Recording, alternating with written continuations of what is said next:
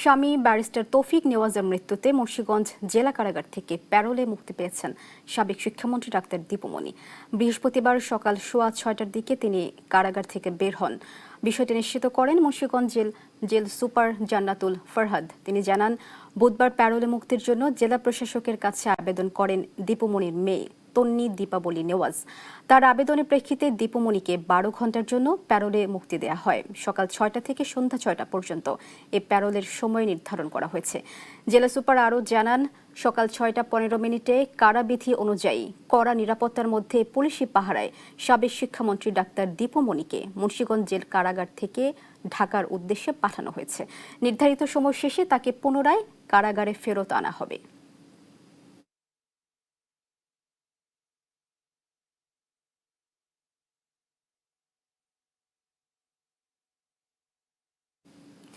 স্বামী ব্যারিস্টার তৌফিক নেওয়াজের মৃত্যুতে 12 ঘন্টার প্যারোলে মুক্তি পেলেন সাবেক শিক্ষামন্ত্রী ডাক্তার দীপুমণি। বিস্তারিত জানাতে মুন্সিগঞ্জ কারা ফটক থেকে সরাসরি যুক্ত হচ্ছেন সহকর্মী সুমিত সরকার সুমন।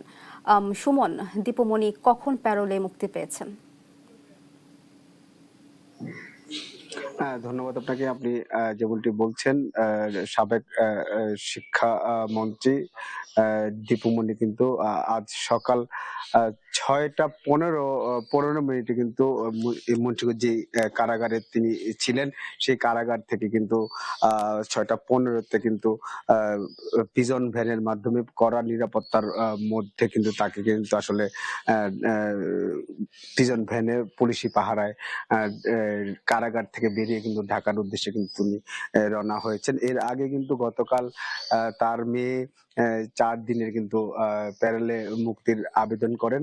সেই সেই সেই দাবিতে কিন্তু 12 ঘন্টার তার প্যারোলে মুক্তি দেন জেলা প্রশাসক। এখানে কিন্তু আজ সকাল 6টা থেকে সন্ধ্যা 6টা পর্যন্ত তার যে প্যারোলে মুক্তি সেটি কিন্তু রয়েছে এবং ঠিক সন্ধ্যা 6টার মধ্যে কিন্তু ঢাকার যে তার স্বামী নিহত হয়েছেন, তার সেই যে শেষ কাজ রয়েছে, সেই কাজ শেষ করে কিন্তু সন্ধ্যা 6টার মধ্যে মুন্সিগঞ্জ যে কারাগার রয়েছে সেই কারাগারে কিন্তু আবার পুনরায় এখানে নিয়ে আসবেন, এরকমটা কিন্তু আসলে সেই এখানকার যে জেল সুপার রয়েছে তিনি কিন্তু সেটি নিশ্চিত করেছেন।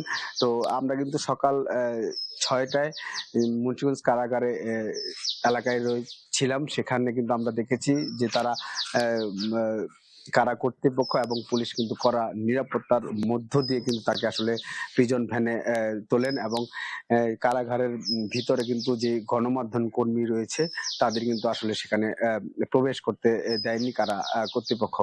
তো ঠিক 6:15 নাগাদে কিন্তু তারা মুন্সিগঞ্জ কারাগার থেকে ঢাকার উদ্দেশ্যে সেই প্রিজন ভ্যানটি পুলিশি পাহারায় কিন্তু নিয়ে যাওয়া হয়েছে। তাকে তাকে কলাবাগান তার যে বাড়ি রয়েছে সেই বাড়িতে কিন্তু আসলে নিয়ে যাওয়া হবে এবং সেখানে তার স্বামীর যে জানাজা, সেই জানাজা এবং দাফন শেষ করে কিন্তু মুন্সিগঞ্জ যে কারাগার রয়েছে সেই কারাগারে কিন্তু ঠিক সন্ধ্যা 6টার মধ্যে কিন্তু এখানে নিয়ে আসা হবে, এরকমটা কিন্তু আসলে জেল সুপার জানিয়েছেন। তো এই ছিল আমার কাছে মুন্সিগঞ্জ জেলা কারাগার থেকে দীপুমণির প্যারোলে মুক্তির সবশেষ খবর। সুমন, আপনাকে ধন্যবাদ।